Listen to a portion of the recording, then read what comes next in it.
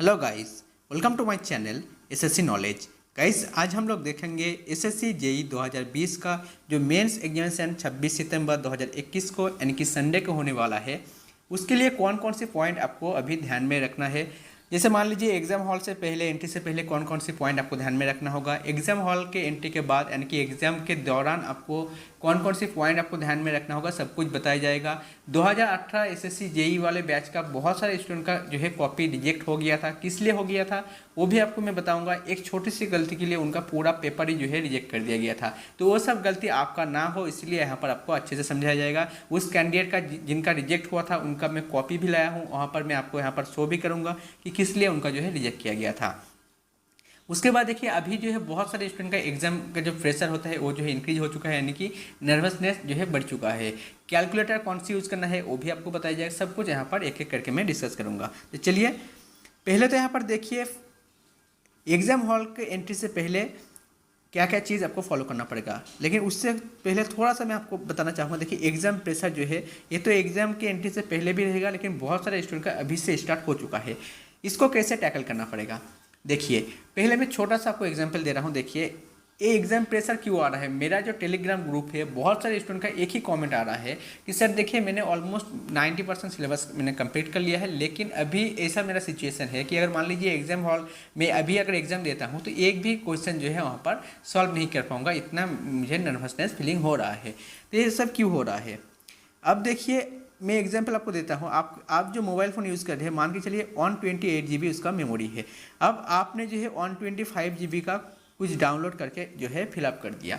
तो आप लोग देख लेना मोबाइल में जब आपका 95% या 90% जब मेमोरी यूज़ हो जाता है तो आपका फ़ोन ऑटोमेटिकली जो है स्लो काम करना स्टार्ट हो जाता है। तो जाहिर सी बात है आपका ब्रेन का जो मेमोरी है ये भी जब 90% जब आपका फिलअप हो जाएगा ये भी आपका काम थोड़ा सा स्लो जरूर करेगा या हैंग करना स्टार्ट हो जाएगा। देखिए आपने अभी तक 90% अगर सिलेबस कंप्लीट कर लिया है, आप समझ सकते हैं कि अगर जैसे मैं सिविल के अगर एग्जाम्पल दूं, लगभग 10 से 12 सब्जेक्ट है। 90% यानी कि आपने लगभग 10 सब्जेक्ट अपने कंप्लीट कर लिया है। तो भाई 10 सब्जेक्ट जब कंप्लीट करेंगे तो भाई आप जाहिर सी बात है आपके साथ नहीं है, सबके साथ ही सेम चीज़ होता है। ब्रेन थोड़ा सा काम करना स्लो हो जाता है, लेकिन ऐसा बिल्कुल नहीं है कि आप प्रॉब्लम सॉल्व नहीं कर पाएंगे। आपको थोड़ा सा यहाँ पर काम करना पड़ेगा, थोड़ा सा ब्रेन को जो है रिलैक्स करने के लिए टाइम देना पड़ेगा। तो वो सब कैसे करना पड़ेगा, देखिए मेरे टाइम पे भी मैंने किया था। आप जो है मेरा जो मैं आपको गाइडेंस दूंगा ये आप ज़रूर फॉलो कर सकते हैं। देखिए फर्स्ट ऑफ ऑल बहुत सारे स्टूडेंट मुझे पता है लेट नाइट तक जो है पढ़ाई करते हैं। तो अभी वो टाइम नहीं है कि आप 2 बजे 3 बजे तक जो है रात 2-3 बजे तक आप पढ़ाई करें, ऐसा बिल्कुल नहीं है।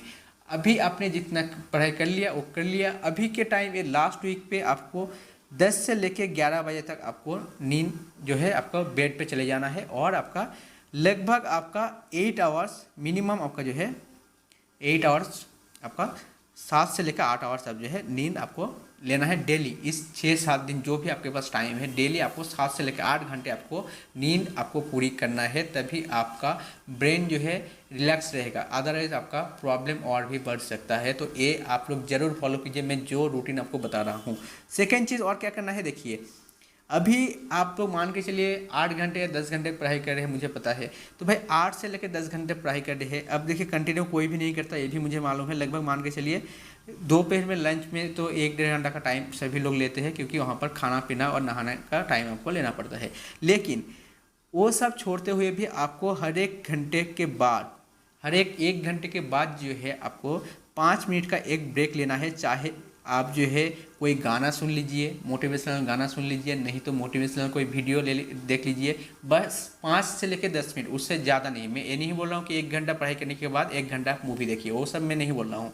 जस्ट 5 मिनट की बात बोल रहा हूँ। क्यों मैं बोल रहा हूँ, देखिए आप लोग देख लेना, कभी भी अगर एक चीज़ को ज़्यादा देर तक अगर रीड किया जाए तो उसमें जो है ब्रेन जो है बोरिंग फील करना स्टार्ट कर देते हैं। और इसमें क्यों होता है, क्योंकि देखिए एक ही चीज़ जो है बार बार आप जो है रीड करेंगे या बार बार एक ही चीज़ को आप अगर ब्रेन में आप एंट्री कराएंगे तो वो जो है थोड़ा सा प्रॉब्लम हो जाता है ब्रेन के लिए, कि एक ही चीज़ को वो पसंद नहीं करता है। तो इसीलिए थोड़ा सा इसको चेंज, मतलब रूटीन को थोड़ा सा चेंज करने के लिए आपको मैं बोल रहा हूँ 5 मिनट के लिए आप जो है कोई गाना सुन लीजिए, नहीं तो कोई आप जो है वीडियो वगैरह देख लीजिए, लेकिन 5 मिनट से ज़्यादा नहीं ही। और एक चीज़ थर्ड पॉइंट आप कर सकते हैं, जैसे मान लीजिए जब भी आप प्रॉब्लम वगैरह सॉल्व करें तब क्या करना है, आप कोई च्युइंग गम वगैरह आप जो है यूज़ कीजिए, कोई च्युइंग गम हो गया, नहीं तो कोई जो है चॉकलेट वगैरह यूज़ कीजिए, यानी कि आपका मुंह भी चलाइए, कंटिन्यू कोई खाना भी आप खा सकते हैं प्रॉब्लम करने के दौरान। हाँ, लेकिन ऐसा नहीं कि मान लीजिए एक बार, मतलब ऐसा नहीं कि कंटिन्यू आप करेंगे, जैसे मान लीजिए एक बार मुंह पे डालते हुए जब तक प्रॉब्लम सॉल्व ना हो तब तक आपको फिर से नहीं खाना है, यानी कि हाथ जो है बार बार खाने में यूज़ करेंगे तो भाई प्रॉब्लम कैसे सॉल्व करेंगे, यानी कि आपको जैसे मैं पहले भी बोला था कि भाई टाइमर के साथ आपको करना पड़ेगा, तो इसीलिए ये भी आपको ध्यान रखना पड़ेगा कि भाई टाइम भी मेंटेन रहे, और आप जो जैसे कि मैं बोल रहा हूँ कि च्युइंग गम वगैरह अगर यूज़ करेंगे तो सबसे बेटर होगा एक बार आप मुंह पे डाल दीजिए, कंटिन्यू आपको जो है उसको आप कंटिन्यू उसको जो है मुंह पे रखते हुए आप उसको प्रॉब्लम सॉल्व कीजिए, कोई दिक्कत नहीं होगा। तो इससे इसके साथ बहुत टाइम देखा गया है जब आप च्युइंग गम अगर आप यूज़ करते हैं तब ब्रेन का जो शार्पनेस है और आपका ब्रेन जो है काम करना और तेज़ी से स्टार्ट कर देता है, तो ये भी आपका एक तरीका है। तो ये सब चीज़ आप खुद फॉलो कर सकते हैं, चाय वगैरह आप पी सकते हैं बीच बीच में, तो ये भी आपका है। लेकिन नींद के लिए जो मैंने बोला अभी प्रॉपर आपको रेस्ट लेना है। अब चलिए उसके बाद देखिए नेक्स्ट अगर बात करें, देखिए stop reading exam day morning. अब देखिए एग्जाम डे से पहले दिन और एग्जाम डे मॉर्निंग, ये दोनों चीज़ मैं यहाँ पर बताऊंगा। देखिए एग्जाम जस्ट एक दिन पहले यानी कि सैटरडे नाइट को भी सेम चीज़ करना है। पहले तो मेरा रिकमेंडेशन रहेगा कि एग्जाम सेंटर के आसपास यानी कि 1 किलोमीटर की दूरी पे आप कोई होटल वगैरह ले लीजिए और पहले दिन चले जाइए। ऐसा नहीं कि भाई अगर मान लीजिए आपके घर से अगर 50 किलोमीटर से ज़्यादा दूर है तो भाई आप ज़रूर वहाँ पर जाके वहाँ पर रहिए, एक दिन पहले रहिए, क्योंकि भाई आपका सुबह से एग्ज़ाम है, आपको ध्यान में रखना पड़ेगा। तो एक तो होटल में रहना पड़ेगा, सेकंड चीज़ आपको उस दिन रात को आपको लगभग 10 बजे से पहले आपको सो जाना पड़ेगा, और रात में भी जो खाना वगैरह आप लेंगे, डिनर वगैरह करेंगे, बहुत लाइट खाना खाइए, ऐसा नहीं कि भाई पेट में कुछ गड़बड़ वगैरह हो जाए, ये सब पॉइंट भी आपको ध्यान रखना पड़ेगा। अब देखिए सुबह जब आप उठेंगे, सुबह सुबह जो है आपको कोई भी बुक वगैरह यूज़ नहीं करना पड़े ये सब आपको ध्यान रखना, मतलब आपको बुक को टच भी नहीं करना है मॉर्निंग के सुबह, सॉरी आपके एग्जाम डे के जो मॉर्निंग है उस दिन आपको बुक को टच भी नहीं करना है। उससे पहले दिन रात को भी आप जो है एक बार आप यूज़ कीजिए, वो भी लगभग 8 बजे तक, उससे ज़्यादा नहीं है, रात को शाम 8 बजे तक, उससे ज़्यादा आपको नहीं रीड करना है। जो जितना आपने करना था आपने पढ़ लिया, उससे ज़्यादा आपको पढ़ने की ज़रूरत नहीं है। अब जो है ब्रेन को थोड़ा सा रिलैक्स रखेंगे तभी आपका एग्जाम हॉल में काम करेगा, अदरवाइज आपका एग्जाम हॉल में ब्रेन काम करना बंद कर देगा और आपका टाइम कंज्यूमिंग ज़्यादा होगा और आप जो है एग्जाम में ज़्यादा अटैम्प्ट नहीं कर पाएंगे। तो इससे बेटर होगा कि भाई आपने जितना पढ़ लिया बहुत काफ़ी है और नया कुछ पढ़ने की ज़रूरत नहीं है। ये तो गया आपका एग्ज़ाम डे मॉर्निंग की बात। और देखिए एग्ज़ाम डे के अब अगर मैं बात करूँ, उसके बाद देखिए जब भी आप एंट्री करेंगे, एंट्री से पहले आपको जैसे कि मैंने कहा कि एडमिट कार्ड, पेन, कैलकुलेटर सब कुछ आप अच्छे से चेक कर लीजिए, सब कुछ आपके साथ है या नहीं। उसके बाद जो है एग्ज़ाम सेंटर के पास चले जाइए। अब देखिए एग्ज़ाम हॉल जब एंट्री करेंगे उसके लिए मैं टिप्स देता हूँ। देखिए एग्ज़ाम हॉल में कब पहुँचना है, देखिए 8:30 से लेकर 9:30 तक आपका रिपोर्टिंग है, यानी कि 8:30 से आपको एंट्री मिलेगा और 9:30 तक आपका एंट्री बंद हो जाएगा। तो आपको एग्ज़ाम हॉल में 8 बजे तक पहुंच जाना है, उससे जो है 8 बजे से लेट मत करना, 8 बजे तक आपको पहुंच जाना है, भले ही आपका 8:30 से रिपोर्टिंग क्यों ना हो। देखिए क्यों मैं बोल रहा हूँ, एक तो देखिए जब जर्नी वगैरह आप करते हैं, चाहे आप कहीं से भी आ रहे हो, भाई जर्नी जब कर रहे हो तब आपका जो है ब्लड प्रेशर ऑटोमेटिकली जो है थोड़ा सा हाई हो जाता है, ऊपर से एग्ज़ाम का प्रेशर होगा, तो भाई ब्लड प्रेशर अगर ज़्यादा हो जाएगा तो एग्ज़ाम में आपका दिक्कत हो सकता है। तो ये आपको मैं मेंटेन करने के लिए मैं बोल रहा हूँ। अगर मान लीजिए 8 बजे से पहले आप पहुँच जाएंगे तो क्या होगा, 8:30 तक आपका ब्लड प्रेशर जो है वो आपका नॉर्मल हो जाएगा, यानी कि ट्रैवलिंग का जो दौरान जो आपका ब्लड प्रेशर इंक्रीज हुआ था वो जो है आपका फिर से रेस्ट यानी कि नॉर्मल रूप पे आ जाएगा। सेकंड चीज़ जो है देखिए बहुत टाइम ऐसे देखा गया है जब एग्जाम हॉल के क्राउड आप लोग देखते हैं तो वो सब देखते हुए, यानी कि जो स्टूडेंट का क्राउड है वो सब देखते हुए बहुत सारे स्टूडेंट का नर्वसनेस इंक्रीज हो जाता है। तो अब देखिए अगर आप पहले से चले जाएंगे तो भाई क्राउड एक बार आप अगर देख लेंगे तो तभी सडनली जितना आपका नर्वसनेस इंक्रीज होना है हो जाएगा, उसके बाद अब 8:30 तक जो है आपका नर्वसनेस फिर से डिक्रीज हो जाएगा, यानी कि तब आपको आदत पड़ जाएगा कि चलो भाई कोई नहीं, मतलब ये तो सब हम लोग जैसे इंसान है, मतलब हम लोग जैसे स्टूडेंट है, ये भी एग्ज़ाम फर्स्ट टाइम ही देने के लिए आया होगा। इससे आपको जो है दिमाग में जब ये बात आपको पता चल जाएगा तब जो है नर्वसनेस आपका ऑटोमेटिकली ख़त्म हो जाएगा। तो इसीलिए मैं बोल रहा हूँ 8 बजे तक आपको पहुँच जाना है।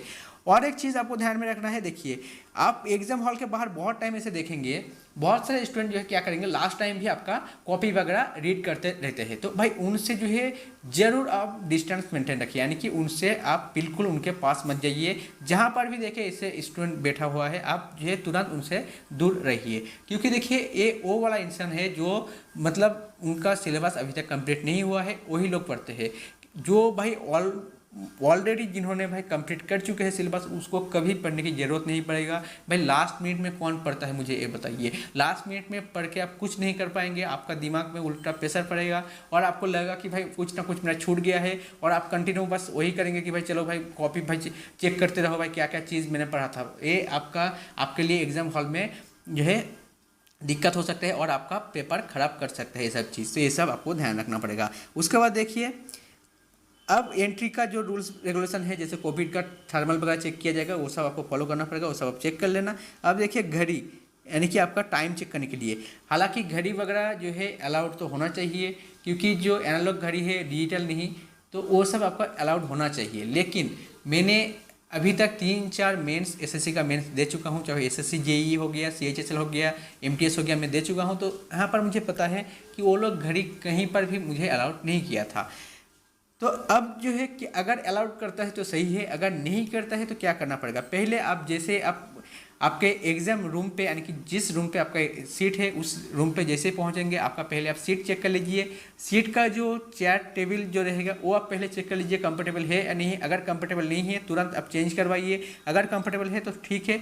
उसके बाद तुरंत आप जो है रूम पे देखिए कहीं पर भी घड़ी वगैरह जो है लगा हुआ है या नहीं। अगर नहीं लगा हुआ है एग्जामिनर को कहिए कि भाई आप कहीं से भी अरेंज करवा के दो मुझे, नहीं तो मेरा जो घड़ी है, जो एनालॉग घड़ी है, वो मुझे अलाउ कीजिए। अगर नहीं करता है, आप लोग को बहस करने की ज़रूरत नहीं है, क्योंकि हमने भी हमारे टाइम भी बहस किया था, कुछ फ़ायदा नहीं हुआ था, बस टाइम वेस्ट हुआ था। क्योंकि देखिए जहाँ पर आपका एग्ज़ाम होता है और एक गवर्नमेंट स्कूल का टीचर वगैरह होता है, ज़्यादातर उनको इतना नॉलेज नहीं होता है।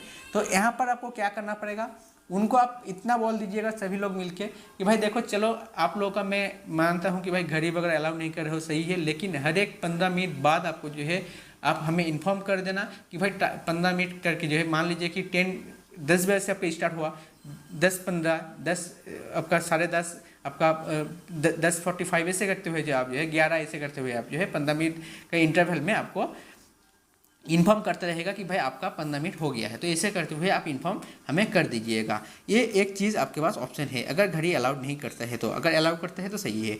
और पानी वगैरह जो भी आपको पीना है भाई पहले पी लेना, टॉयलेट वगैरह जो जाना है पहले आप चले जाना। उस 2 घंटे के दौरान आपको कुछ भी आपको जो है ये सब आना नहीं चाहिए। उसके बाद देखिए कैलकुलेटर। अब कैलकुलेटर देखिए यहाँ पर आप स्क्रीन पे मैं आपको दे दूंगा। ज़्यादातर जो है 99 का जो सीरीज का जो भी कैलकुलेटर है सबसे बेस्ट माना जाता है। मैंने खुद यूज़ किया था, मैंने जो यूज़ किया था वो आपका 99 आपका EX कैश स्विच करके एक जो है ए वाला मैंने यूज़ किया था, सबसे बेस्ट माना जाता है। 99 का जो भी आपके पास है, चाहे FX हो गया, सॉरी FS हो गया, आपका MS हो गया, जो भी आपके पास है सब कुछ आपका चल जाएगा, कोई दिक्कत नहीं है। इसके नीचे वाला तो भाई कोई भी चलेगा। लेकिन देखिए कैलकुलेटर के लिए मेरा पर्सनल रिकमेंडेशन रहेगा, अब 2 कैलकुलेटर जरूर ले जाना। 2 मैं किस लिए बोल रहा हूँ, देखिए बहुत टाइम ऐसा देखा गया है कि भाई आपका जो कैलकुलेटर है वहाँ पर जाके काम करना बंद कर सकता है। ये आपको बहुत सारे स्टूडेंट, मैंने पर्सनली मेरे बगल पे जिन्होंने एग्ज़ाम दिया था मेरे टाइम पे, मैंने पर्सनली फील किया था कि उनका जो है कैलकुलेटर वहाँ पर काम करना बंद कर दिया था। तो उसको भाई कोई उस टाइम पे कोई कैलकुलेटर नहीं देगा, चाहे आपका कितने भी करीबी फ्रेंड क्यों ना हो, उस टाइम पे कोई आपको कैलकुलेटर नहीं देगा। तो इसलिए बेटर होगा 2 कैलकुलेटर अब जरूर ले जाना। उसके बाद देखिए पेन, बहुत सारे स्टूडेंट का क्वेरी आ रहा था कि भाई मुझे कौन सी ब्लू पेन यूज़ करना है, ब्लैक करना है। भाई दोनों में से कोई भी यूज़ कर लीजिए। बहुत सारे स्टूडेंट ऐसा भी करते हैं कि मान लीजिए कि पॉइंट बना के करते हैं कि मान लीजिए कि भाई यहाँ पर ब्लैक पेन से पॉइंट करे और ब्लू पेन से वो लिखते जाए, ऐसा भी करते हैं। तो देखिए इसमें जो है टाइम कंज्यूमिंग ज़्यादा हो जाता है। अगर आपको ये सब आदत है प्रैक्टिस करने का तो भाई आप कर सकते हैं, लेकिन मेरा रिकमेंडेशन रहेगा ऐसा करने की ज़रूरत नहीं है। क्यों फालतू में आपको वहाँ पर, देखिए ये सब करने से आपको ज़्यादा मार्क्स तो मिलेगा नहीं, तो आप फालतू में टाइम वेस्ट मत कीजिए। तो आप एक चीज़ कर सकते हैं, देखिए जैसे आपका आंसर जो भी आंसर आएगा लास्ट में उसको जो है ऐसे करके बॉक्स में आप जो है मार्क कर सकते हैं। ऐसे करके मान लीजिए कोई भी आपका आंसर आए, ऐसे करके कोई आंसर आए तो इसको जो है बॉक्स करके आप मार्क कर सकते हैं ताकि एग्जामिनर को ढूंढने में आसानी हो। उसके बाद देखिए क्वेश्चन पेपर। अब क्वेश्चन पेपर अब तो क्यों क्या पैटर्न में आ रहा है, यानी कि जिसमें क्वेश्चन रहेगा उसी में आपको आंसर करना पड़ेगा। तो उसमें आपको बहुत सारे पॉइंट आपको ध्यान में रखना है। चलिए पहले आपको दिखाता हूँ कि किस लिए रिजेक्ट हुआ था पेपर। देखिए ये जो है रिजेक्ट कैंडिडेट का जो है कॉपी है, यहाँ पर देख सकते हैं कोई भी मार्क्स इसको दिया नहीं गया है, यानी कि 0 मार्क्स उनको अलॉट हुआ था। क्यों हुआ था देखिए, उन्होंने पेपर का जो सब्जेक्ट है यहाँ पर ही उन्होंने गलती कर दिया था, यानी कि यहाँ पर ही उन्होंने पूरा चीज़ जो है यहाँ पर गलती कर दिया। देखिए पेपर 2 यहाँ पर लिख दिया था, यहाँ पर उनको लिखना था, यहाँ पर नीचे आएंगे तो देख सकते हैं, देखिए यहाँ पर लिखना था उनको, देखिए सिविल एंड स्ट्रक्चरल और इलेक्ट्रिकल और मैकेनिकल, आप जिस भी ब्रांच से बिलोंग्स करते हैं वो आपको लिखना था। भले आप पेपर 2 लिखिए लेकिन ब्रैकेट में ये सब आपको कोई भी एक लिखना था। अगर नहीं लिखेंगे तो आपको जो है रिजेक्ट कर दिया जाएगा। एक रीजन है। सेकेंड रीजन क्या, किससे रिजेक्ट होगा देखिए, थंब इम्प्रेशन। बहुत सारे स्टूडेंट का 2019 में भी मुझे एसएमएस आया था कि मेरा थंब इम्प्रेशन सही से नहीं लगा था, या थंब इम्प्रेशन जो है मैंने दिया था नहीं दिया था, मुझे याद नहीं आ रहा था। बहुत सारे स्टूडेंट का ये सब डाउट ऑलरेडी आ चुका है। तो ये चीज़ भी आपके साथ ना हो, ये भी आपको ध्यान रखना पड़ेगा। और थंब इम्प्रेशन के लिए मेरा पर्सनल रिकमेंडेशन रहेगा कि भाई जो उनके पास, यानी कि जो गवर्नमेंट स्कूल वालों के पास जो होता है उसमें अब बहुत टाइम ऐसा देखा गया है कि भाई इंक सही से नहीं होता है, मतलब नहीं आते हैं इंक आपके उंगली पे, तो इसलिए आप पर्सनल आप ले जा सकते हैं, वहाँ पर पर्सनल ले जाना और आप पर्सनल आपका जो इंक रहेगा उस इंक से आप जो है यहाँ पे LTI यानी कि लेफ्ट थंब इम्प्रेशन आप दे देना, कोई दिक्कत नहीं है। लेकिन अगर गवर्नमेंट स्कूल वाला आप यूज़ कर रहे हैं तो भाई पहले आप एक काम कर लीजिएगा, पहले आप कहीं भी आप ले लीजिए आप, और उसके बाद दूसरे कहीं जगह पे पहले लगा के देखिए कि भाई सही से आ रहा है या नहीं। अगर नहीं आ रहा है तो भाई आप मत लीजिए, उसको बोलिए कि भाई आप सही वाला इंक लाओ, उसके बाद ही हम लेंगे। क्योंकि भाई वो लोग तो भाई बोल देंगे कि नहीं कुछ नहीं होगा, लेकिन बाद में 2018 वाले को भाई DB होने के बाद लगभग 1-1.5 महीने बाद उनको कॉल आया था कि भाई आपका जो LTI है सिग्नेचर है मिसमैच हो रहा है, आपको फिर से आना पड़ेगा। तो ये सब चीज़ आपको फेस ना करना पड़े, इसलिए मैं बोल रहा हूँ ये सब चीज़ आपको ध्यान रखना पड़ेगा। देखिए एग्जाम से ज़्यादा इंपॉर्टेंट ये सब चीज़ है। एग्जाम भले आपने 300 मार्क्स का अटेम्प्ट किया, लेकिन अगर ये सब चीज़ आप गलती कर देंगे तो आपका पूरा पेपर ही आपका रिजेक्ट कर दिया जाएगा। तो ये आपको ध्यान रखना पड़ेगा। उसके बाद देखिए सिग्नेचर, यहाँ पर आपको सिग्नेचर करना पड़ेगा और नीचे आपको यहाँ पर लैंग्वेज आपको टिक करना पड़ेगा, जो भी आप लैंग्वेज चूज़ करेंगे। और उसके बाद देखिए नीचे ये भी आप ध्यान रखना कि भाई आपका जो इन्विजिलेटर है उन्होंने सिग्नेचर किया या नहीं, उसका फुल नेम उन्होंने लिखा या नहीं, ये भी आप ध्यान रखना। यहाँ पर देखिए साफ साफ कह दिया गया है, देखिए answer books not bearing candidates roll number subject signature and left thumb impression whenever required will not be evaluated and such candidates shall be award 0 marks. तो आपको 0 मार्क्स आपको जो है दिया जाएगा, ये आपको साफ साफ कहा गया है। यहाँ पर आपको रोल नंबर डालना है, ये भी आप देख लेना। पहले तो भाई ये सब चीज़ आप फिलअप करना, उसके बाद ही जो है पेपर की ओर बढ़ना, उससे पहले आप मत कीजिएगा। यहाँ पर भी देखिए आपको कहा गया है कि भाई जो आपका देखिए delete whichever is not applicable, यानी कि जो चीज़ आपको ज़रूरत नहीं है उसको आप डिलीट कर दीजिए। यहाँ पे आप जो है मान लीजिए कि अगर आप सिविल से है तो भाई इलेक्ट्रिकल और मैकेनिकल को डिलीट कर दीजिए। तो ये भी आपको यहाँ पर करना पड़ेगा। तो चलिए अब फिर से वहाँ पर आगे बढ़ते हैं। ये तो गया क्वेश्चन पेपर के बाद। अब देखिए आप इंस्ट्रक्शन देखिए, इंस्ट्रक्शन जैसे कि मैंने बोला कि इंस्ट्रक्शन पहले पढ़ लेना, उसके बाद जो है आप रोल नंबर मैंने जैसे बोला कि LTI वगैरह साइन वगैरह सब्जेक्ट वगैरह सब कुछ फिल कर लेना। उसके बाद आपको जो है क्वेश्चन पेपर की ओर बढ़ना है और पहले आप सिलेक्ट कर लीजिए 5 क्वेश्चन, टॉप 5 क्वेश्चन। आपको पता होगा कि भाई 6 क्वेश्चन रहता है जिसमें से 5 क्वेश्चन आपको करना होता है। हर एक क्वेश्चन का मार्क्स आपका 60 होता है। तो भाई 60 यानी कि आपको 5 मान लीजिए तो भाई 300 मार्क्स का हो गया। तो भाई टॉप 5 क्वेश्चन आपको सिलेक्ट करना है। अब टॉप 5 सिलेक्ट करने में आपको 2-3 मिनट जा सकते हैं आपके लिए, तो भाई जाए तो जाए, लेकिन आपको ये सिलेक्ट करना बहुत इंपॉर्टेंट है। क्योंकि भाई देखिए आप कौन से क्वेश्चन पहले सिलेक्ट कर रहे हैं उसके लिए भी आपका मार्क्स इंक्रीज होता है। क्यों मैं बोल रहा हूँ, देखिए फर्स्ट मेरा रिकमेंडेशन रहेगा आप वही क्वेश्चन फर्स्ट आप वहाँ पर सॉल्व कीजिए जिसका सॉल्यूशन आपको अच्छे से आता है और जो आपका फेवरेट सब्जेक्ट है या फेवरेट टॉपिक से। क्योंकि देखिए उसका रिप्रेजेंट जो है आप सबसे बेस्ट करके आएंगे। और फर्स्ट क्वेश्चन भाई आपको थोड़ा सा धीरे धीरे करना है, भले ही 2-3 मिनट ज़्यादा टाइम लगे, आपको अच्छे से रिप्रेजेंट करना है। अच्छे से आपको जो है हैंड राइटिंग भी ठीक सही से करना है। जो आप जब कैलकुलेशन करेंगे फॉर्मूला वगैरह सही से लिखना है। थोड़ा बहुत मेंशन भी कर देना है कि हाँ कौन सा क्या क्या चीज़ है वो भी मेंशन कर देना, क्योंकि देखिए जो फर्स्ट इंप्रेशन होता है ना वो बहुत इंपॉर्टेंट है। मान लीजिए अगर फर्स्ट क्वेश्चन का इंप्रेशन आपका अच्छा हो गया तो एग्जामिनर के अंदर मतलब जो आप समझ रहे हैं कि मैं बोलना क्या चाह रहा हूँ कि उनका जो इंप्रेशन है वो टोटली चेंज हो जाता है कि भाई बंदे को कुछ आता है, चलो इन्होंने सब कुछ अच्छे से लिखा है, तो भाई फर्स्ट क्वेश्चन का जो मार्क्स है ना बाकी क्वेश्चन में भी देखना स्टार्ट हो जाएगा। तो इसीलिए फर्स्ट क्वेश्चन करना बहुत इंपॉर्टेंट है, और वही इसीलिए मैं बोल रहा हूँ टॉप 5 पहले चुनिए, उसके बाद टॉप 5 में से वो वाला क्वेश्चन चुनिए जिसका सॉल्यूशन आपको बहुत अच्छे से आता है, यानी कि आपका सबसे बेस्ट सब्जेक्ट है, सबसे अच्छा आपको सब्जेक्ट लगता है, वो वाला क्वेश्चन आप चुनिए। तो ये तो गया आपका हर एक पॉइंट में यहाँ पर आपको मैंने जितना बता सका मैंने बता दिया। पहले देखिए मेरा और एक रिकमेंडेशन रहेगा कि भाई पहले आप न्यूमेरिकल सॉल्यूशन करने की कोशिश कीजिए, क्योंकि देखिए क्यू क्या पैटर्न है, तो भाई आप थ्योरी कभी भी कर सकते हैं, कोई दिक्कत नहीं है, थ्योरी आप लास्ट में करेंगे तो सही होगा। जितना हो सके पहले न्यूमेरिकल कीजिए। और एक सजेशन रहिए, देखिए न्यूमेरिकल भी वही कीजिए जो आपने जिस टाइप का क्वेश्चन आपने ऑलरेडी किया है, यानी कि जो क्वेश्चन आपने प्रैक्टिस ऑलरेडी किया है वो वाला क्वेश्चन अगर यहाँ पर आपको मिल रहा है पहले वो वाला सॉल्यूशन कीजिए। अगर कोई नया टाइप का क्वेश्चन आपको मिल रहा है जो आपने अभी तक कभी भी सॉल्यूशन नहीं किया है, वो वाला क्वेश्चन सबसे लास्ट में आप करना है, क्योंकि देखिए वो वाला क्वेश्चन में आपको थोड़ा सा दिमाग लगाना पड़ेगा, तो इसलिए आपको टाइम वेस्ट हो सकता है। भले ही आपका मतलब टॉप 5 में वो वाला क्वेश्चन क्यों ना आए, तो फिर भी आपको ये सब चीज़ जो है आपको ध्यान रखना पड़ेगा। तो चलिए आपको मेरे तरफ से ऑल द बेस्ट है। आपने जितना प्रैक्टिस कर लिया मुझे लगता है इनफ है, आप सबका एग्ज़ाम अच्छा होगा। और ये भी दिमाग में रखना है 2020 का जो वैकेंसी है वो इंक्रीज हो सकता है, मतलब मेरे हिसाब से तो भाई ज़रूर होगा, इंक्रीज होगा। तो उस हिसाब से देखिए इस बार जो है आपका कट ऑफ वगैरह भी सही जाएगा, टेंशन लेने की कोई ज़रूरत नहीं है। कंपटीशन जो है देखिए दिन भर दिन अब भले ही बोलिए, लेकिन इंजीनियर का जो है देखिए बहुत सारे वैकेंसी वगैरह आ रहा है, चाहे बीपीएससी वगैरह ले लीजिए, चाहे यूपी पीएससी ले लीजिए, सब जगह पे अलग अलग जगह पे सिलेक्शन हो रहा है बच्चों का। इसीलिए जो है एसएससी जेई में थोड़ा सा जो है कंपटीशन कम देखने को मिलेगा इस बार। 2019 का भी उससे पहले आपका हो जाएगा, उसके बाद 2020 का मान लीजिए भले ही वो लोग पेपर देने के लिए जा रहे हैं, लेकिन भाई डीबी में तो नहीं जाएंगे, तो मुझे पता है, तो ये इसके लिए आपको बेनिफिट जरूर मिलेगा। तो ये सब चीज़ आप मोटिवेशन में डालिए, मोटिवेशन खुद को दिलाइए, देखिए आपका पेपर जरूर अच्छा होगा। तो चलिए वीडियो अच्छा लगा तो वीडियो को लाइक एंड शेयर जरूर करना, और मेरे चैनल को सब्सक्राइब कीजिए ताकि इससे रिलेटेड कोई भी अपडेट आपको